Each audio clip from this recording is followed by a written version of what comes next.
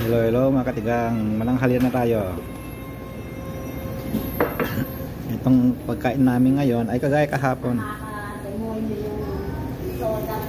Iba lang ang luto yung shrimps namin. Ito honey walnut shrimps.